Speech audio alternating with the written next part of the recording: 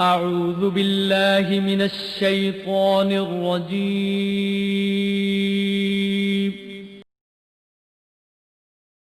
بسم الله الرحمن الرحيم.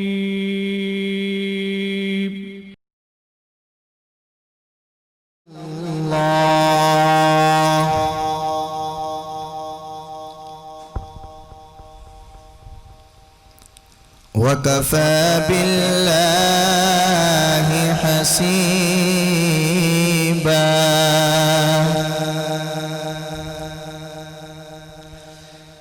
ما كان محمد أبا أحد من رجالكم ولكن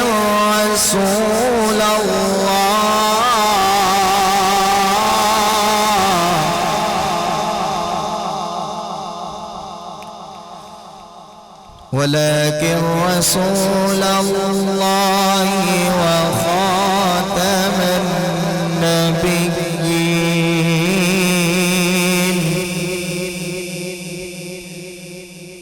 وكان الله بكل شيء عليما.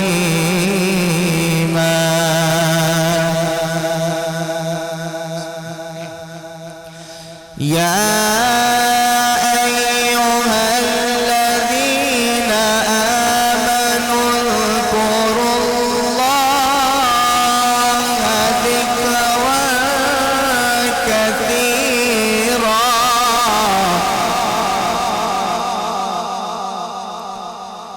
وسبحوه بكرة وأصيلا. هو الذي يصلي عليكم وملائكته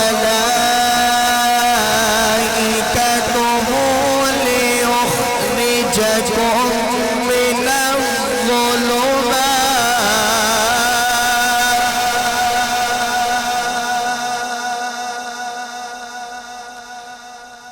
يصلي عليكم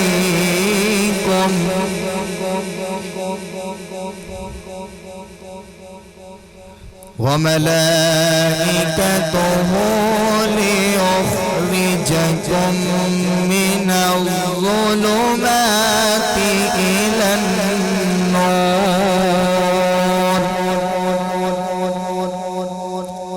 وكان بالمؤمنين رحيما.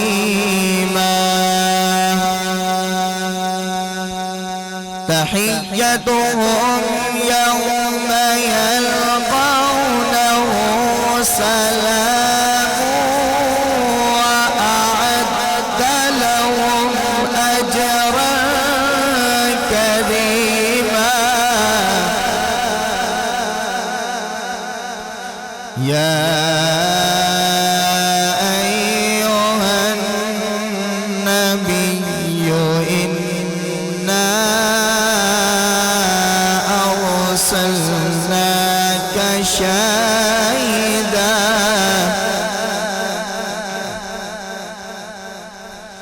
يا أيها النبي إنا أرسلناك شاهدا ومبشرا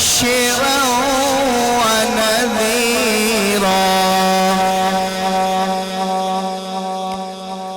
وداعيا إلى الله بإذنه وسراجا منيرا. وبشر المؤمنين بأن لهم من الله فضلا كبيرا. ولا تطع الكافرين والمنافقين ودع أذاهم وتوكل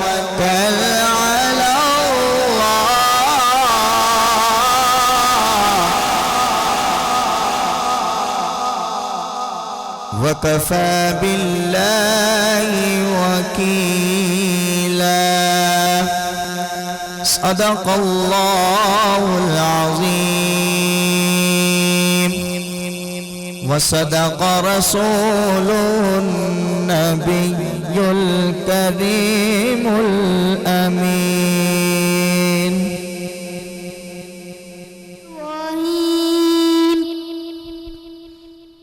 والتين والزيتون وطور سينين وهذا البلد العميق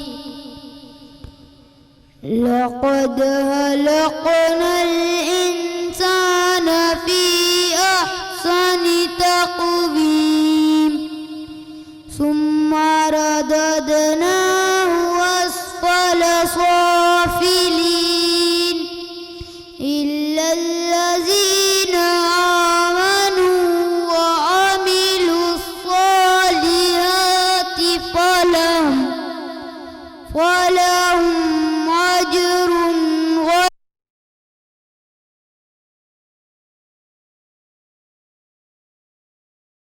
وما يكذبك بعد بالدين أليس الله بأحكم الحاكمين صدق الله العظيم يا رسول الله وسلم عليك يا حبيب الله شامل کپال صلی اللہ علیہ یا رسول اللہ وسلم علیک یا حبیب اللہ ہم غریبوں کا بس ہے تو ہی آسرا ہم غریبوں کا بس ہے تو ہی آسرا مرحبا مرحبا مصطفیٰ مصطفیٰ ہم غریبوں کا بس ہے تو ہی آسرا مرحبا مرحبا مصطفیٰ مصطفیٰ غم کے طوفان میں تکبر آ گیا ایک تیرا نام ہی میرے کام آ گیا غم کے طوفان میں تکبر آ گیا ایک تیرا نام ہی میرے کام آ گیا نام لے وہ تیرا نام لے وہ تیرا کر غلامی عطا مرحبا مرحبا مصطفیٰ مصطفیٰ غریبوں کا بس ہے تو ہی آسرا مرحبا مرحبا مصطفیٰ مصطفیٰ بات بگڑی بنی جس بات تیری نظر آقا محشر کا دن لینا میری خبر بات بگڑی بنی جس بات تیری نظر آقا محشر کا دن لینا میری خبر کیوں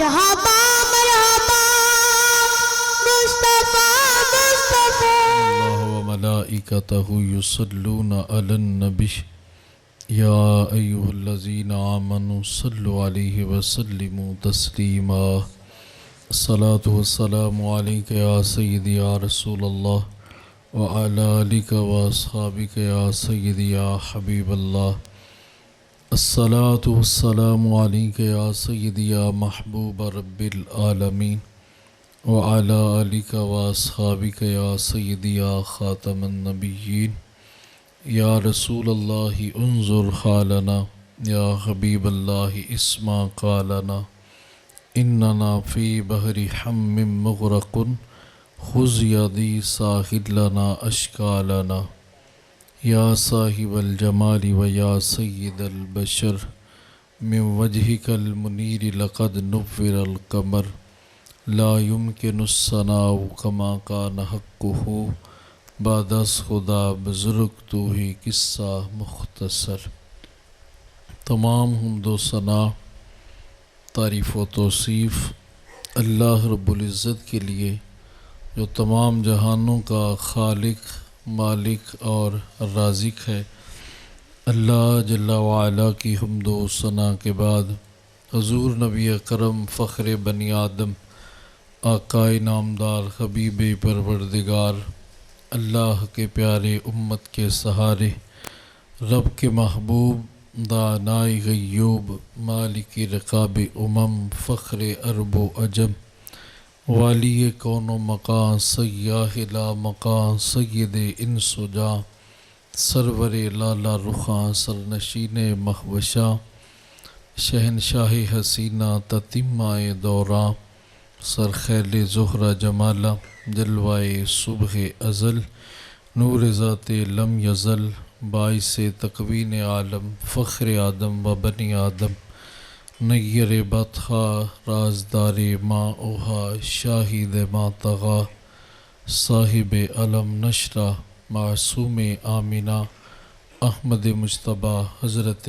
محمد مصطفیٰ صلی اللہ علیہ وآلہ وسلم کے حضور ناز میں اپنی عقیدتوں ارادتوں اور محبتوں کا خراج پیش کرنے کے بعد انتہائی واجب الاحترام ذوی الاحتشام برادران اسلام بالخصوص برادر مکرم حضرت علامہ حافظ محمد اسد قادری صاحب زیدہ مجدہ السلام علیکم ورحمۃ اللہ وبرکاتہ۔ اللہ رب العزت کے فضل و کرم سے اور رسول رحمت صلی اللہ علیہ وآلہ وسلم کے وسیلہ جلیلہ سے آج کافی وقت گزرنے کے بعد ایک مرتبہ پھر ہم درس قرآن کی نسبت سے آپس میں جمع ہیں۔ دعا ہے اللہ تعالیٰ قرآن کی نسبت کا صدقہ ہماری دین دنیا آخرت خوبصورت فرمائے، ہمیں ایک ایک قدم قرآن کے سائے میں بسر کرنے کی اللہ تعالیٰ توفیق عطا فرمائے۔ آج درس قرآن بھی ہے اور ساتھ اہل بیت اطہار کا ذکر پاک بھی جو وہ آپ سماعت کریں گے۔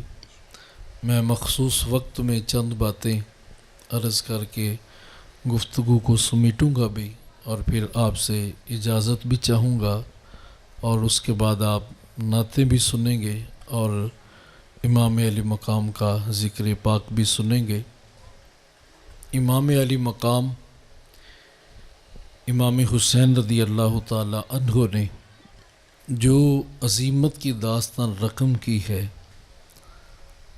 وہ کہنا بڑا آسان ہے، لیکن عملاً ان راہوں سے گزرنا بڑا مشکل ہے۔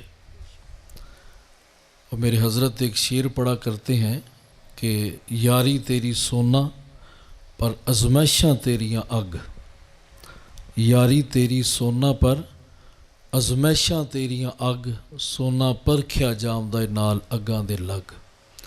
جس کو جتنا بڑا مقام ملتا ہے اس کا امتحان بھی اتنا ہی کٹھن اور سخت ہوتا ہے۔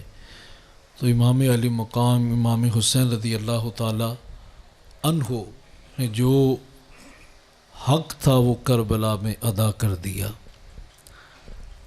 میں تو یوں کہوں گا کہ 22,000 کا لشکر ہے اور ایک طرف 72 تن ہیں، اور 72 تن بھی ہیں کہ جن میں بچے بھی ہیں، جن میں جو وہ خواتین بھی جو وہ ان کے ساتھ شامل تھیں، اور یہ مختصر ہو کے بے خوف تھے اور وہ ہزاروں ہو کے خوف میں تھے۔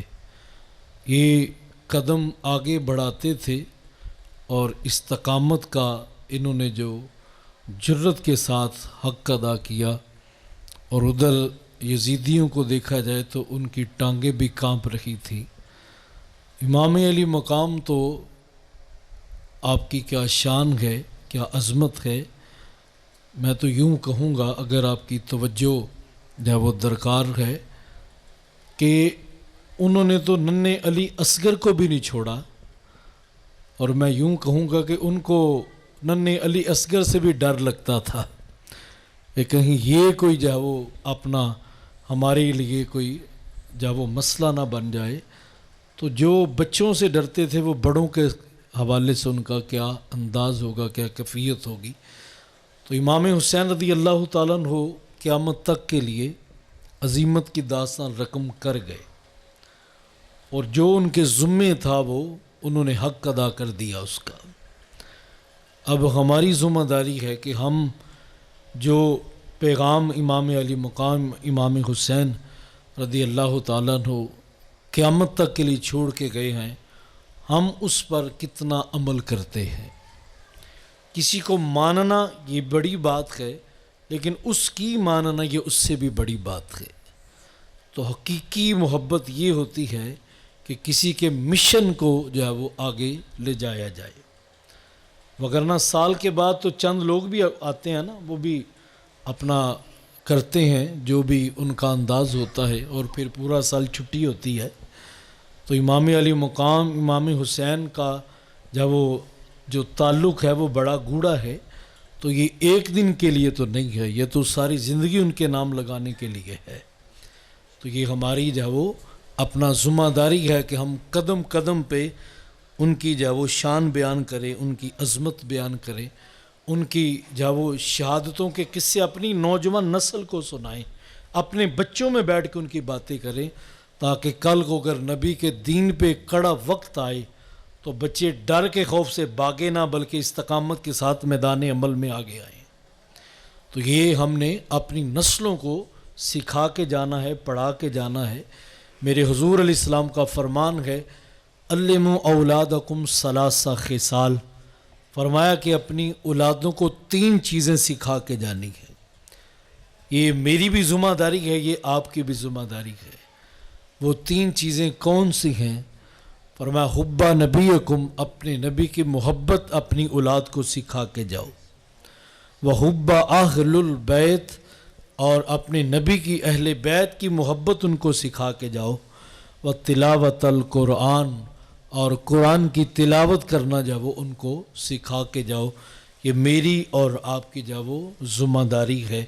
تو ہم نے اپنی نسلوں تک اس پیغام کو پہنچانا ہے، تاکہ کل کو وقت آئے تو وہ سینہ تان کے وہ میدان عمل میں کھڑے ہوں۔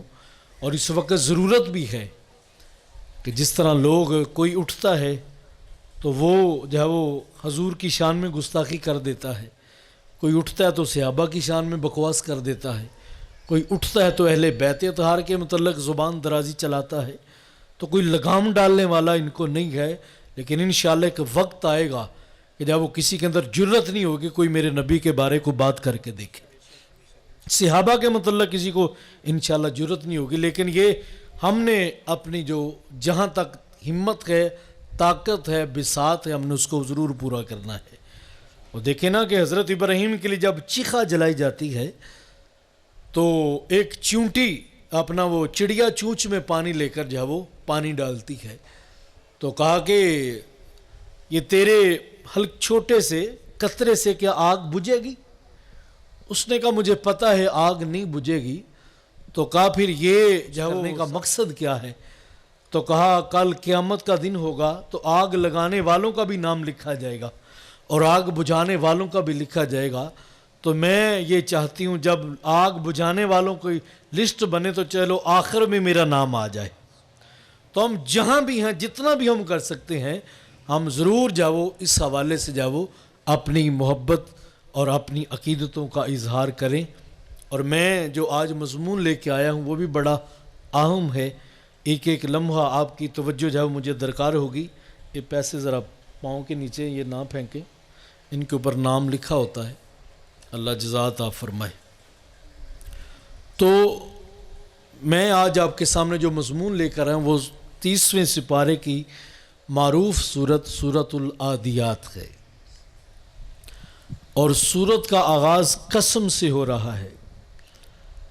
اور اس سورت سے پتہ چلتا ہے کہ نسبت کی برکت کیا ہے. اچھی نسبت ہو تو اس کے اچھے فوائد ہیں، بری نسبت ہو تو اس کے برے جو وہ فوائد ہیں. اور میاں صاحب نے حضور کی حدیث کا خلاصہ اپنے لہجے میں بیان کیا ہے کہ چنگے بندے دی صحبت یارو جویں دکان تاراں. چنگے بندے دی صحبت یارو جویں دکان تاراں، سودا پاویں مل نہ لئیے تے بلے آن ہزاراں. تے برے بندے دی صحبت یارو جویں دکان لوہاراں، کپڑے پاویں کنج کنج بئیے تے چھنجاں پین ہزاراں. تو نسبت کے اعتبار سے بندے کی عزت ہوتی ہے اور اس کو جاؤ دتکار دیا جاتا ہے. تو ارشاد فرمایا والعادیات ضبحا، قسم ہے ان کی جو دوڑتے ہیں تو سینوں سے آواز نکلتی ہے. فالموریات قدحا، اور قسم ہے جب وہ دوڑتے ہیں ان کی کھریاں جب پتھروں سے ٹکراتی ہیں اور ان کھریوں اور پتھروں کا جو آپس میں میل ہوتا ہے اس سے جو چنگاری نکلتی ہے، اللہ کہتا ہے مجھے اس چنگاری کی بھی قسم ہے. فالمغیرات صبحا، اور صبح ہوتے ہی وہ اپنا تیاری میں مشغول ہو جاتے ہیں، اللہ کہتا ہے مجھے ان کی اس ادا کی بھی قسم. فَأَثَرْنَ بِهِ نَقْعًا، فرما جب وہ دوڑتے ہیں ان کے دوڑنے سے جو غرد اڑتی ہے، اللہ کہتا ہے مجھے اس غرد کی بھی قسم ہے. اور آگے فرمایا فَوَسَطْنَ بِهِ نَقْعًا فَوَسَطْنَ بِهِ جَمْعًا، اور جب وہ دشمن کے جتھے میں بے خوف و خطر کود پڑتے ہیں، اللہ کہتا ہے مجھے ان کی اس ادا کی بھی قسم ہے.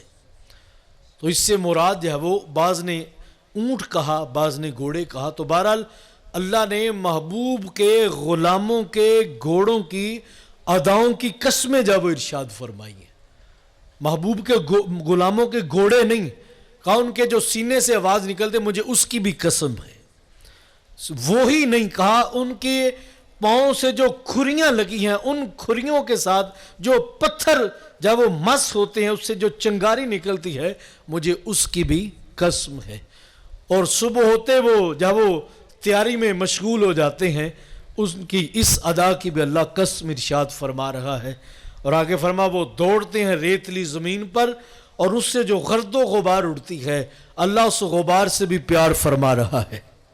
اور آگے فرمایا کہ جو وہ اپنا دشمن کے جتھے میں بے خوف و خطر وہ کود پڑتے ہیں مجھے ان کی اس ادا کی بھی قسم. تو یہ محبوب کے غلاموں کے گھوڑوں کی اداؤں کی قسمیں ارشاد فرمائی جا رہی ہیں کیونکہ ان سواریوں کو ان گھوڑوں کو اللہ کے محبوب صلی اللہ علیہ وسلم کے غلاموں کے ساتھ نسبت ہے. اور یہ قسم کے حوالے سے علامہ قرطبی علیہ رحمہ نے بڑی خوبصورت بات کی کہ اللہ نے جب قسم کی بات آئی تو محبوب کے چہرے کی بھی قسم ارشاد فرمائی. جب قسم کی بات چلی تو اللہ نے محبوب کی مبارک زلفوں کی قسم بھی ارشاد فرمائی.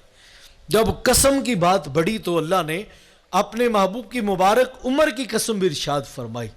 جب قسم کی بات بڑھی تو اللہ نے اپنے محبوب کی نسبت کی قسم بھی ارشاد فرمائی. جب قسم کی بات آگے بڑھی تو اللہ نے اپنے محبوب علیہ السلام کے مبارک زمانے کی قسم بھی ارشاد فرمائی. جب قسم کی بات آگے بڑھی تو محبوب چلتے ہیں تو اللہ تعالیٰ قسم ارشاد فرماتا ہے. اور کہا یہ بات جب بڑھتی گئی تو یہاں تک آ گئی کہ اللہ محبوب کے غلاموں کے گھوڑوں کی اداؤں کی قسمیں ارشاد فرما رہا ہے نسبت کی وجہ سے۔ اور آپ نے سنا ہے قرآن مجید کے اندر کل کتنی صورتیں ہیں؟ 114۔ ان صورتوں کے اندر ایک نام ہے النمل، اور نمل کہتے ہیں چیونٹی کو۔ چیونٹی کے نام پہ ایک جاو قرآن کی صورت رکھ دی۔ وجہ کیا بنی؟ آپ سورہ نمل اٹھائیں تو حضرت سلیمان علیہ السلام کا لشکر آ رہا تھا، تو چیونٹی میں سے ایک چیونٹی بولی، اس نے کہا کہ جلدی جلدی اپنی بلوں میں چھپ جاؤ، کہیں نبی کا لشکر بے خبری میں تمہیں کچل نہ دے۔ اس نے جب یہ بات کہی تو کیا ہوا؟ یہ 27 میل کا فاصلہ تھا، تو سلیمان علیہ السلام جب وہ اس کی بات کو سنتے بھی ہیں اور سن کے مسکراتے بھی ہیں۔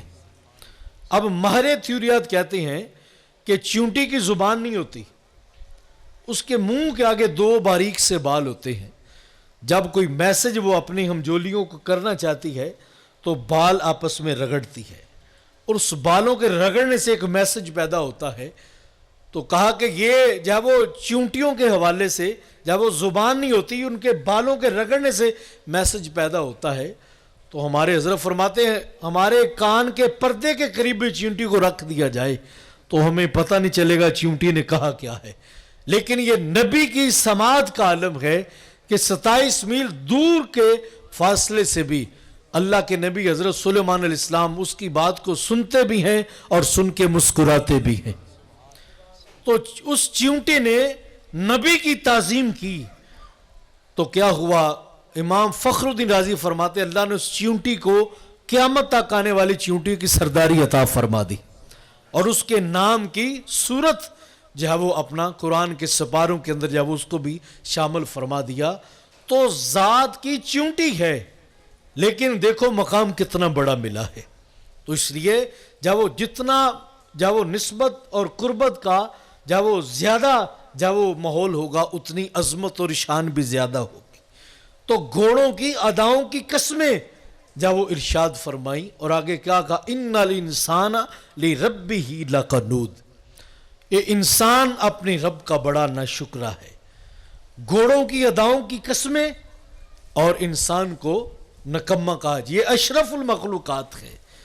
ادھر گھوڑوں کی اداؤں کی قسمیں ہیں، ادھر انسان کو نکمہ کہا جائے۔ بلکہ قرآن کے دامن میں سورہ کہف ہے، اس میں اللہ رب العزت نے کتے کے سٹائل کو بیان کیا ہے۔ وَقَلْبُهُمْ بَاسِطٌ ذِرَاعَيْهِ بِالْوَسِيدِ، کہ ان کا کتا غار کے دانے پہ بازو پھیلا کے بیٹھا ہوا ہے۔ اب کتے کے بیٹھنے کے سٹائل کو کیوں بیان کیا گیا؟ اس میں ہمارے لیے سبق کیا ہے؟ بندے کو سوال پیدا ہوتا ہے۔ قرآن کا ایک ایک لفظ، ایک ایک حرف ایمان افروز ہے، حیات بخش ہے۔ تو یہاں جو کتے کے بیٹھنے کے سٹائل کو بیان کیا گیا ہے، اس میں ہمارے لیے پیغام کیا ہے، ہمارے لیے سبق کیا ہے؟ تو میرے حضرت فرماتے ہیں کہ یہاں سبق یہ ہے، اگر ذات کا کتا ہو اور میرے ولیوں کے ساتھ اس کی نسبت ہو جائے تو مجھے وہ تو پیارا لگتا ہے، اس کی ادائیں بھی پیاری لگتی ہیں۔ تو اگر ذات کا انسان ہو کر ولیوں کا وفادار ہو تو وہ رب کی بارگاہ میں کتنا مقام رکھنے والا ہوگا۔ اسی لیے بابا بلے شاہ نے کہا تھا، جس دل اندر عشق نہ رچیا کتے اس تھی چنگے، مالک دے گھر راکھی دیندے صابر پکھے ننگے، تے مالک دا در نہیں چھڑ دے پاویں مارو 100 جتے، اٹھ بلیا چل یار منا لے نہیں تے بازی لے گئے کتے۔ تو اس لیے ہے کتا، لیکن مقام کتنا جا وہ اعلیٰ ملتا ہے کہ قرآن میں اللہ اس کتے کا ذکر بیان کرتا ہے اور اس کے بیٹھنے کے سٹائل کو بیان کیا جاتا ہے۔ تو یہاں پر اللہ رب العزت نے جب وہ محبوب کے غلاموں کے گھوڑوں کی اداؤں کی قسم ارشاد فرما کے کہا، ان الانسان لربہ لکنود، بے شک یہ جو انسان ہے یہ اپنے رب کا بڑا ناشکرا ہے۔ اور یہاں پر جو بات بڑی قابل توجہ ہے کہ جو محبوب کے غلام ہیں ان کی نسبت محبوب کے ساتھ ہے، آگے غلاموں کی نسبت سواری کے ساتھ ہے۔ تو اللہ کی ذات جو محبوب کے غلاموں کے ساتھ جب وہ اپنا سواری کو نسبت ہے ان سواریوں کی اداؤں کی قسمیں ارشاد فرما رہا ہے، تو مجھے بتائیے سواریوں کی جب وہ اداؤں کی قسمیں جو فرمائی جا رہی ہیں تو جو ان کی پشتوں پہ جو سوار ہیں ان کا مقام کیا ہوگا؟ ان میں ابو بکر کی شان کیا ہوگی؟ حضرت عمر کا مقام کیا ہوگا؟ عثمان غنی کا مقام کیا ہوگا؟ مولا علی مشکل کشا رضی اللہ تعالیٰ عنہ کا مقام کیا ہوگا؟ پھر ان کی شان کیا ہوگی؟ اور آپ جانتے یہ تو وہ صحابہ ہیں جو حضور کے ساتھ خاص قربت رکھنے والے ہیں۔ اور جب وہ میں نے عرض کیا ابتدان میں کہ جو آپ نے سنا ہوگا جب وہ انٹرنیٹ کے ذریعے بھی کہ لوگوں نے بڑے مجمع میں آ کر ایک بدبخت نے حضرت ابو بکر صدیق رضی اللہ تعالیٰ عنہ کے بارے میں جب وہ زبان درازی کی۔ ابو بکر صدیق رضی اللہ تعالیٰ عنہ وہ ہیں کہ علماء کہتے ہیں حضور کا سایہ تو نہیں تھا، سائے کی طرح جو حضور کے ساتھ رہا اسے ابو بکر کہتے ہیں، بلکہ ابو بکر صدیق رضی اللہ تعالیٰ عنہ وہ ہستی ہیں کہ اللہ کے رسول علیہ السلام نے ارشاد فرمایا ابو بکر جس نے بھی میرے اوپر احسان کیا میں نے سب کے احسانوں کا بدلہ دے دیا، لیکن وہ تیری ذات ہے کہ تیرے احسانوں کا بدلہ میں نہیں چکا سکا، تمہارا رب ہی عطا کرے گا۔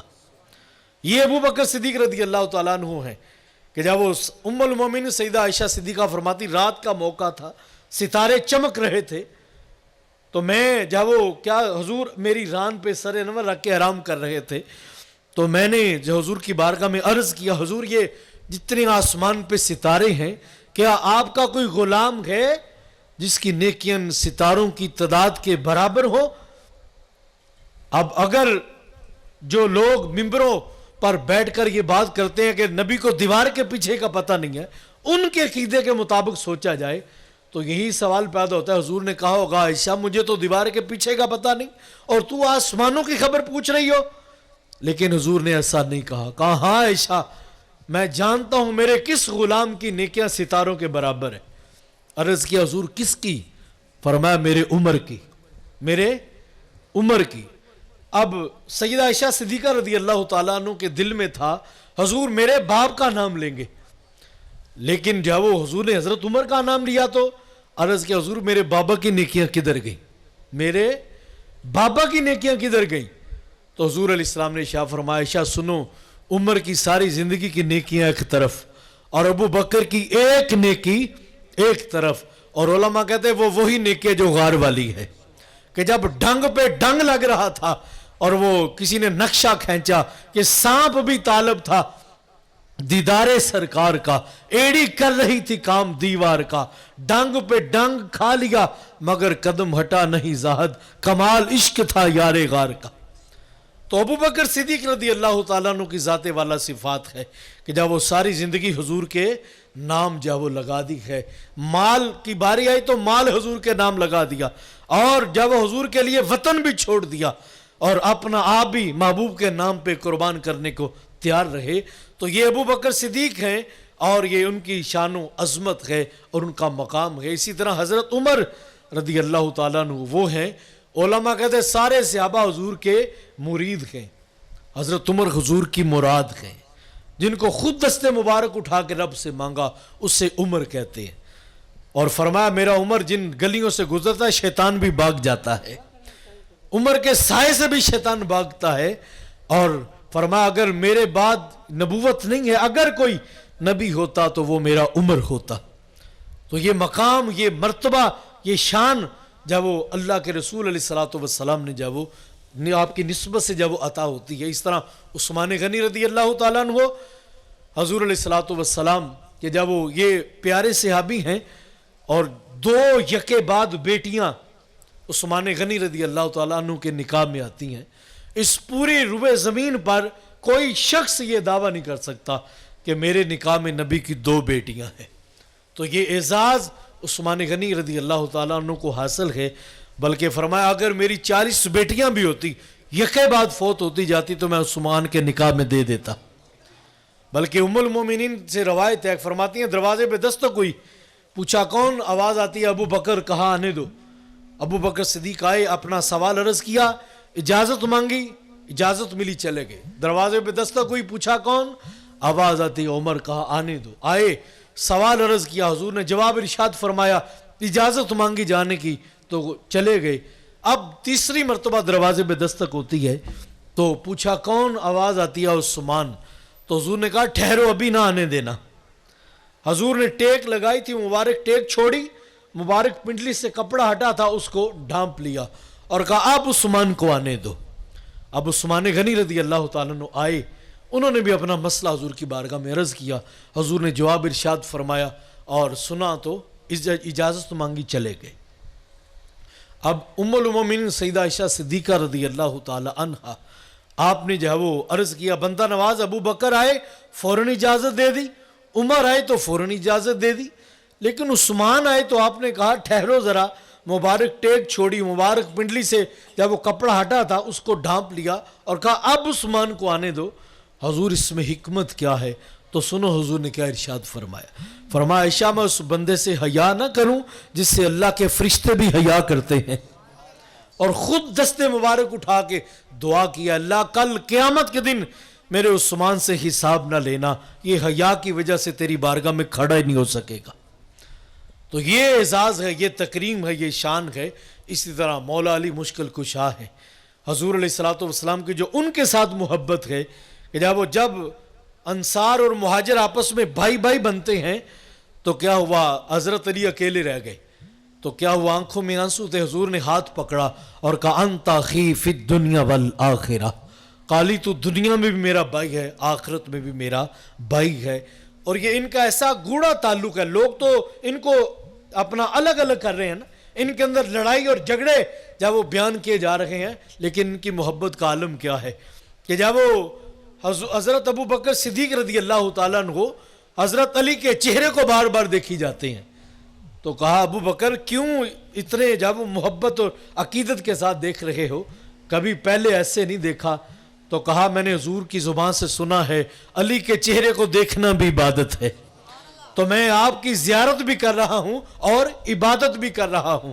اور حضرت علی نے کہا پھر سنو، مجھے بھی حضور نے کہا ہے کہ کل جب وہ اپنا قیامت کے دن جب وہ تو ان کو جب وہ جنت کی ٹکٹ عطا کرنا جس کے سینے میں ابو بکر کی محبت ہوگی۔ تو حضور علیہ السلام نے ان کو جوڑا، بلکہ ہمارے ادھر قریب ہی آل و مار شریف ہے، پیر سید فیض الحسن شاہ صاحب رحمۃ اللہ تعالی علیہ، آپ جب وہ سید زادے ہیں تو آپ فرمایا کرتے تھے میں بیٹا علی کا ہوں اور مرید ابو بکر صدیق کا ہوں۔ بلکہ کسی نے سوال کیا، کہا کہ جب وہ بتائیے کہ سیدہ فاطمہ کی عظمت زیادہ ہے یا جب وہ سیدہ عائشہ صدیقہ رضی اللہ تعالیٰ عنہما کی عظمت زیادہ ہے، تو جب وہ سوال کرنے والے کا مزاج تو کوئی اور تھا تو آپ اس کی کیفیت کو سمجھ گئے۔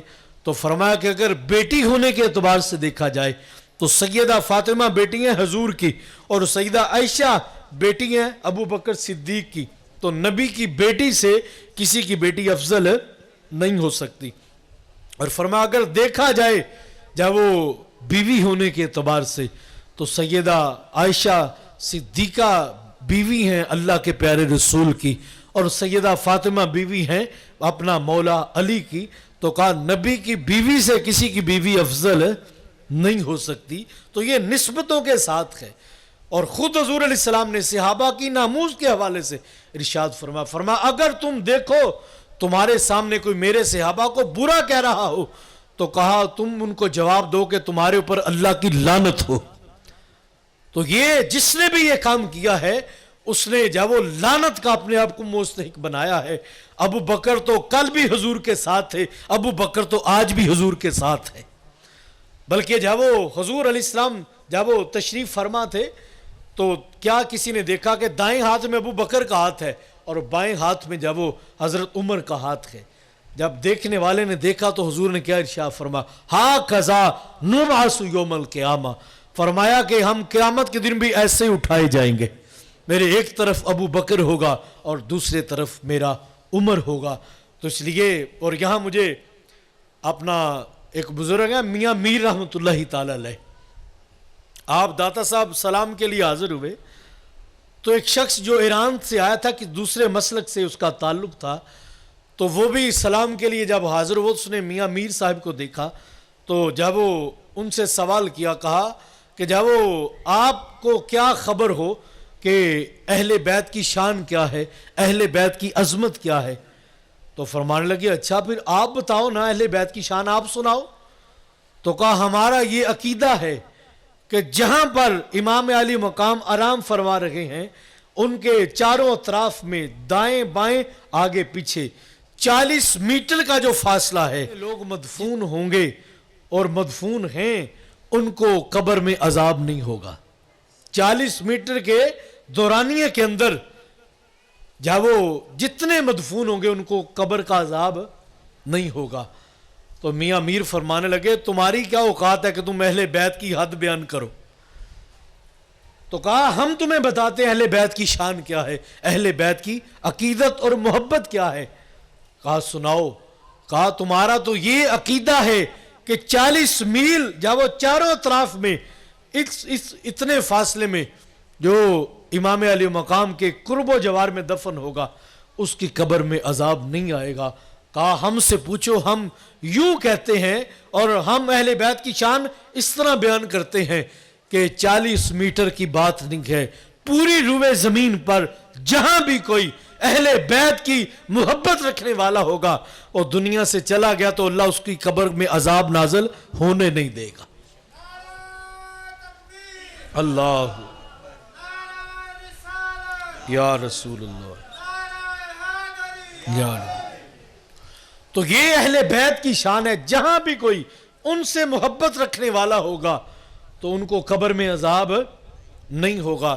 اور پھر جو اگلی بات میاں میر رحمت اللہ علیہ نے کی، کہا تمہارے عقیدے کے مطابق کہ جہاں امام حسین آرام کر رہے ہیں ان کے چاروں اطراف 40 میٹر کے دورانیے میں جس کو بھی جو بھی مدفون ہوگا اس کی وہ قبر میں عذاب نہیں آئے گا۔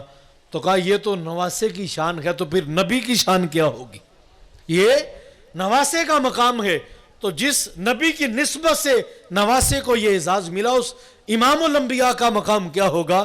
تو کہا تم 40 میل کی بات کرتے ہو تو مجھے بتاؤ جو 2 یار ساتھ لیٹے ہوئے پھر ان کا مقام کیا ہوگا؟ ان کی قبر پھر جنت کا باغ کیوں نہیں بنے گی؟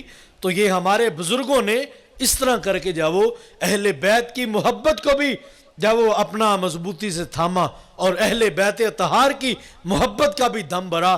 میرے حضرت فرماتے ہیں تمہیں مبارک ہو، کچھ لوگ ایسے ہیں جو اہل بیت کا نام تو بڑا لیتے ہیں لیکن اس صحابہ کے بارے میں ان کا عقیدہ درست نہیں ہے۔ کچھ وہ ہیں جو صحابہ کو مانتے ہیں، اہل بیت کے حوالے سے ان کا نظریہ درست نہیں ہے۔ تو کہا تم تو مقدر والے ہو، تم تو بختوں والے ہو، تمہیں 1000 مبارکیں، تمہیں لاکھ مبارکیں، تمہیں کروڑ مبارکیں کہ تمہاری ایک آنکھ اہل بیت ہے، ایک دوسری آنکھ اپنا آل رسول کے اصحاب ہیں اور ان کے ساتھ تمہاری وہ نسبت ہے۔ ایک ہاتھ میں اہل بیت کا دامن ہے اور دوسرے ہاتھ میں اصحاب رسول کا دامن ہے۔ تو ہم اس لیے میرے حضرت فرماتے ہیں ہم در والوں کے بھی نوکر ہیں اور گھر والوں کے بھی نوکر ہیں۔ جو در والا ہے ہم اس کو بھی سلام کرتے ہیں، جو گھر والے ہیں ہم ان کو بھی سلام کرتے ہیں کیونکہ نسبت محبوب کے ساتھ ہے۔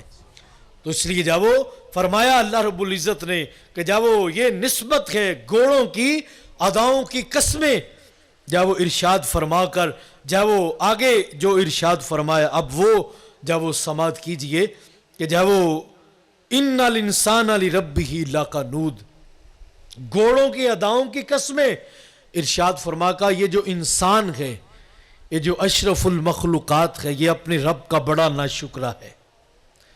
یا اللہ گھوڑوں کی اداؤں کی قسمیں اور انسان کو نکما؟ تو کہا سمجھانا مقصود یہ ہے کام کرے تو گھوڑے بھی پیارے، کام کرے تو گھوڑے بھی پیارے، اور اگر کام نہ کرے تو انسان ہو کے بھی یہ نکما ہے۔ اور اس کو نکما کیوں کہا گیا؟ اس کی علماء نے وہ وجوہات بیان کی ہیں، لیکن وقت کے زاویے میں رہتے ہوئے میں عرض کرتا ہوں کہ قنوط کہتے ہیں، علماء فرماتے ہیں کہ اگر مشکل آ گئی، مصیبت آ گئی، دکھ آ گئے، پریشانی آ گئی تو بندہ واویلا کرنے لگتا ہے کہ مجھے اللہ نے دیا کیا ہے، میرے پاس ہے کیا، مجھے دیا کیا ہے اس نے۔ اور اگر اس کو نعمتیں مل جائیں تو وہ اللہ کا شکر ادا نہیں کرتا، اس پر بھی وہ اس طرف اس کی توجہ نہیں جاتی۔ تو مشکل میں واویلا کرتا ہے، آسانی ہو تو شکر ادا نہیں کرتا۔ ہمارے ادھر سیالکوٹ میں بزرگ عبدالحی صاحب رحمۃ اللہ تعالی علیہ، آپ کے پاس ایک شخص آیا، وہ دولت مند تھا، اس کا سامنے والا دانت نہیں تھا، تو آپ نے کہا یار اللہ نے تجھے دولت سے نوازا ہے تو تو ایک جب دانت نہیں لگوا سکتا؟ تو اس نے کہا حضرت اب جب ملاقات ہوگی تو میں جب ملوں گا تو آپ دیکھیں گے کہ دانت لگا ہوا ہوگا۔ اب دوبارہ وقت گزرا، ملاقات ہوئی تو دانت لگا ہوا تھا، اور وہ طریفوں پہ طریفے کرنے لگا، کلاوے پہ کلاوے ملانے لگا، اور ڈاکٹر کے ہاتھ کی صفائی دیکھیے، محسوس ہی نہیں ہوتا کہ یہ دانت الگ لگا ہے، ایسے لگتا ہے جیسے قدرتی ہے۔ اس نے پیسے تو لے لیے لیکن اس نے حق ادا کر دیا کام کرنے کا۔ تو جب وہ طریفوں پہ طریفے کرنے لگا تو حضرت فرمانے لگے، وہ بیلیا، اور جس نے پیسے لے کر تجھے ایک دانت لگایا ہے اس کی اتنی تعریفیں کر رہا ہے، اور جس نے بغیر پیسوں کے بتی عطا کیے ہیں اس کا بھی کبھی شکر ادا کیا ہے؟ تو جو ایک چائے کی پیالی ہمیں پلا دے، آتے جاتے ہم اس کو سلوٹ مارتے ہیں، اور جس نے سر سے لے کر پاؤں تک اتنی نعمتوں سے نوازا ہے۔ میرے حضرت فرماتے دور کہیں نہ جاؤ، اپنے آپ پہ غور کر لو۔ اللہ نے آنکھیں دی تو نور بھر دیا، کان دیے تو سننے کی قوت دے دی، زبان دی تو بولنے کی قوت دی، ہاتھ دیے تو پکڑنے کی قوت دی، اور ٹانگیں دی تو چلنے کی قوت بھی عطا کر دی۔ ہم تو ساری زندگی اپنے جو اعضاء ملے ان میں ایک نعمت کا بھی سارے سجدے میں رکھ کے گزار دے تو حق کے شکر ادا نہیں ہو سکتا۔ اور بڑی خوبصورت تشریح کرتے ہمارے حضرت فرماتے ہیں ناک کو منہ کے قریب رکھا۔ آپ نے جانوروں کو دیکھا نا کہ وہ جب کھانا کھاتے ہیں تو وہ لقمے کی طرف بڑھتا ہے ان کا منہ، ان کو جھکنا پڑتا ہے، لیکن یہ انسان اشرف المخلوقات ہے، اللہ نے اس کو دو ہاتھ دیے کہ تجھے کھانے کی طرف جھکنا نہ پڑے بلکہ تو کھڑا اپنا سیدھا رہے اور لقمہ تیری طرف بڑھے، اور پھر جب وہ آنکھ سے دیکھ سکے اور منہ کے قریب آئے تو ناک سونگھ کے بتا دے کہ کھانا خوشبودار ہے کہ بدبودار ہے، اور پھر یہ زبان ہے، زبان کا سیرا بتا دے کہ جب وہ کھانا کڑوا ہے کہ میٹھا ہے، اور پھر دانت عطا کیے کوئی سخت چیز تیرے معدے میں جا کے تجھے نقصان نہ دے دے۔ یہ کتنا اللہ رب العزت نے جب وہ میرے اور آپ کے لیے اہتمام کیا ہے۔ اور یہاں رک کے ایک بات کہنا چاہوں گا، اللہ نہیں چاہتا کہ ہمارے اندر کوئی جب وہ اپنا غلط کھانا جائے تو اللہ کیسے گوارا کرے گا کہ رشوت کا مال بھی ہم کھا جائیں اور قسمیں جھوٹی اٹھا کے 2 نمبر مال بیچ کے جب وہ اپنے پیٹ کے اندر جب وہ ڈالتے جائیں، جو رب بدبودار کھانا ہمارے شکم کے اندر جائے یہ گوارا نہیں کرتا، تو وہ حرام کھانا ہمارے اندر جائے تو وہ کیسے گوارا کرے گا؟ تو یہ اشرف المخلوقات ہے، اس کا مقام بڑا اعلیٰ ہے، لیکن جب وہ یہ ہے نہ شکرہ، تو اللہ رب العزت جل شانہ نے گھوڑوں کی اداؤں کی قسمیں ارشاد فرما کے انسان کو جب وہ نکمہ کہا ہے۔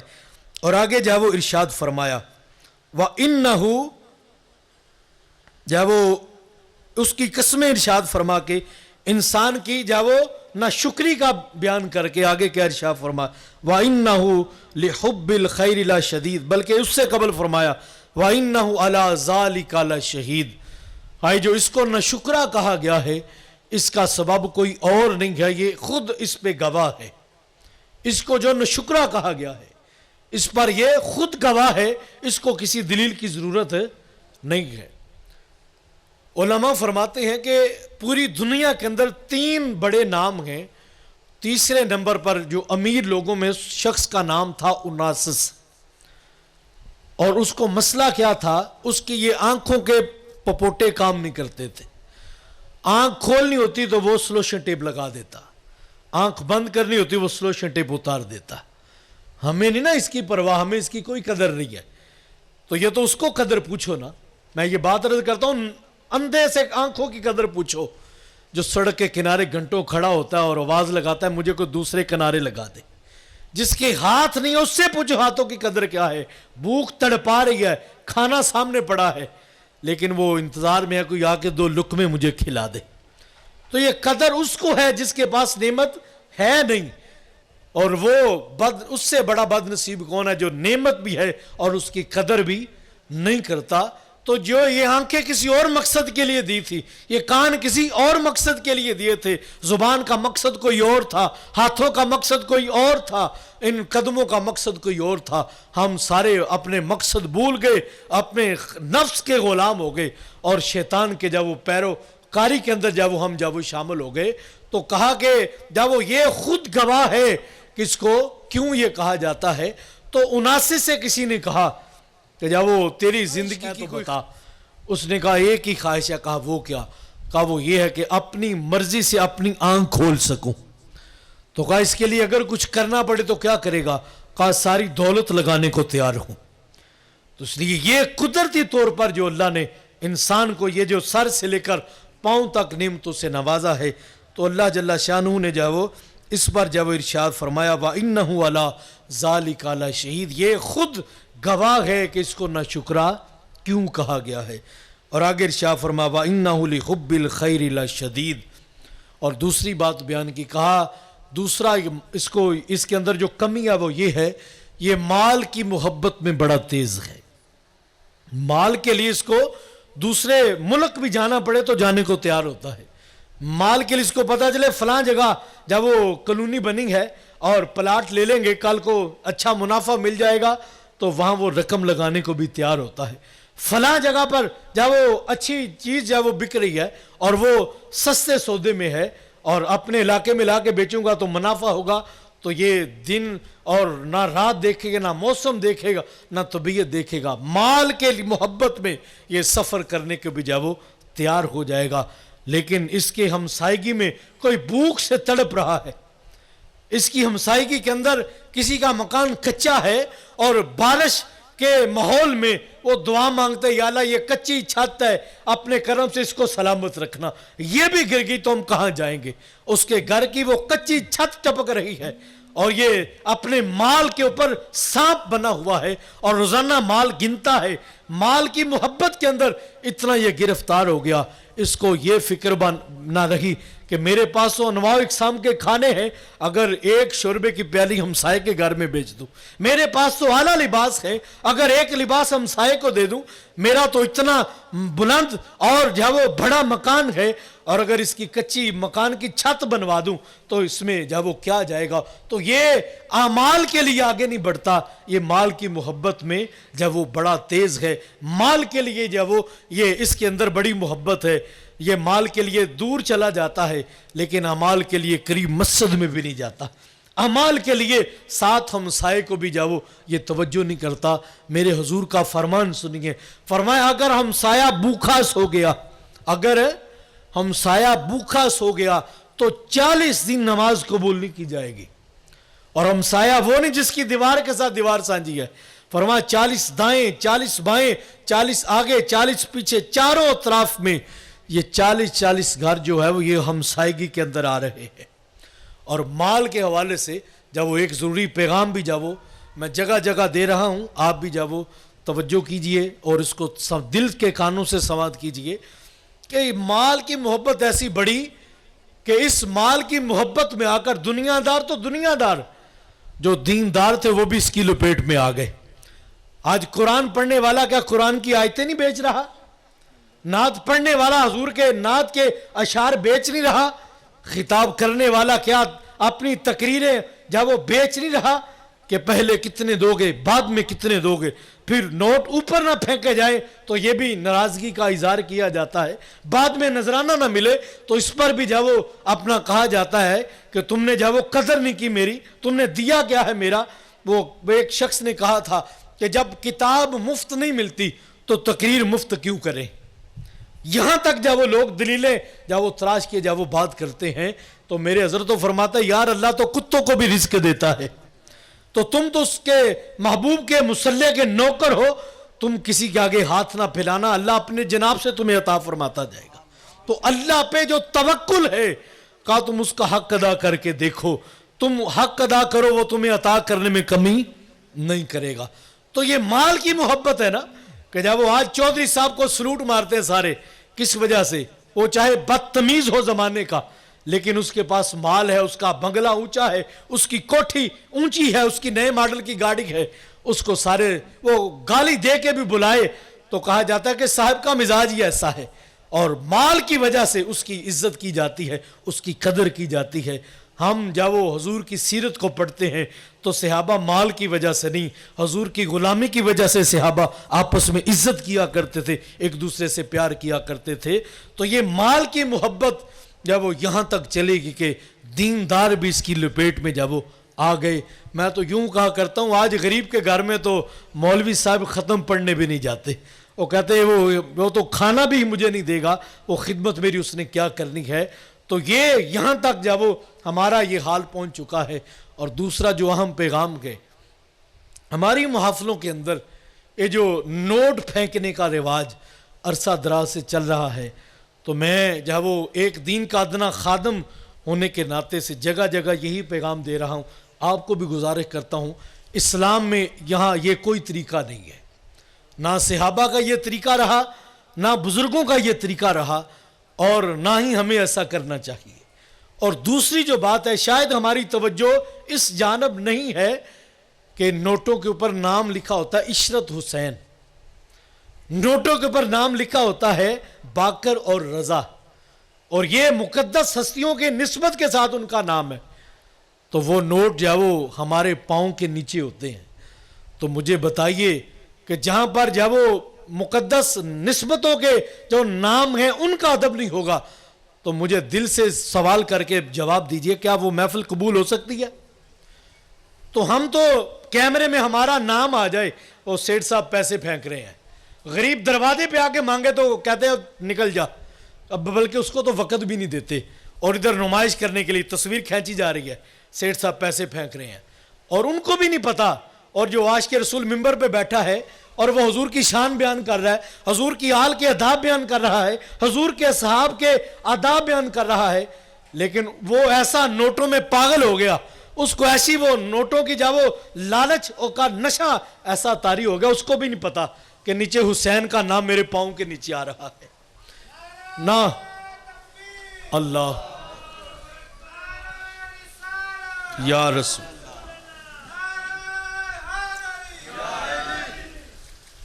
تو یہ مال نے جب وہ ہمیں کہاں تک پہنچا دیا کہ آج اگر کوئی سیدھی بات کرے بھی تو لوگ اس سے ناراض ہو جاتے ہیں۔ تو میں یہ کہوں گا، میں نے وہ جگہ جگہ پہ بھی یہ عرض کیا کہ محبوب کی محفل ہو اور محبوب کے نواسے کا نام پاؤں کے نیچے ہو، تو مجھے پھر غور کر کے بتائیے حضور کی نگاہ کرم ہمیں مل سکتی ہے؟ تو اس لیے آج آپ نے وعدہ کرنا ہے، میرے سے نہیں کرنا، اللہ سے اس کے رسول سے کرنا ہے کہ آج کے بعد ہم یہ نوٹ پھینکنے کا رواج ختم کرتے ہیں۔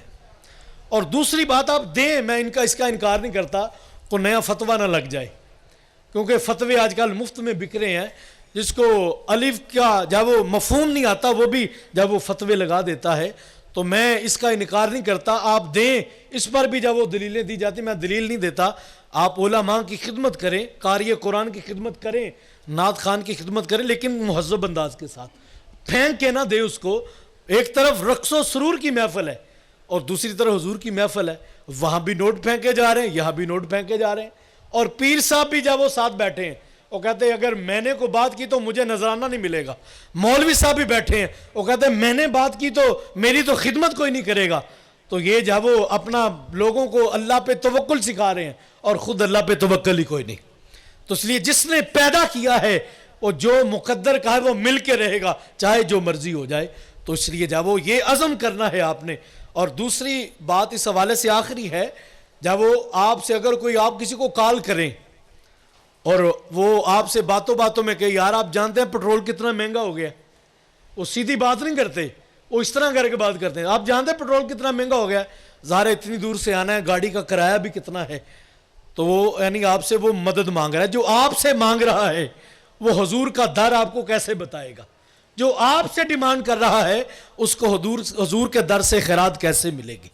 تو اس لیے جو مطالبہ کرے آپ السلام علیکم کہہ کے اس کی کال بند کر دیں۔ آپ کسی بڑے نعت خاں کو نہ بلائیں، کسی بڑے قاری قرآن کو نہ بلائیں، کسی بڑے خطیب کو نہ بلائیں، آپ اپنے گھر میں بیٹھ کے اہل بیت کا ذکر کر دیں، اللہ یہ بھی قبول کر لے گا۔ تو اس لیے کہا یہ جب وہ مال کی محبت میں جب وہ بڑا تیز ہے، اور آگے ارشاد فرمایا افلا یعلم اذا بؤثر ما فی القبور، تو تو کہا یہ جانتا نہیں ہے ایک وقت آنے والا ہے یہ قبر سے بھی اٹھایا جائے گا. یہ بھول چکا ہے, یہ ناشکرا ہو چکا ہے, یہ مال کی محبت میں جب وہ غرق ہو چکا ہے, اس کو کوئی پرواہ نہیں ہے کہ رب کی نعمتیں کتنی ملی, یہ رب کا شکر ادا کرنے کو تیار نہیں ہے. لیکن جب وہ یہ بھی تو یاد رکھے نا ایک وقت آئے گا یہ قبر سے بھی اٹھایا جائے گا, وہ وقت اس کو یاد رکھنا چاہیے. اور ام المومنین سیدہ عائشہ صدیقہ رضی اللہ تعالیٰ عنہ سے روایت ہے, حضور نے فرمایا قیامت کے دن جب لوگ قبروں سے اٹھائے جائیں گے تو ان کے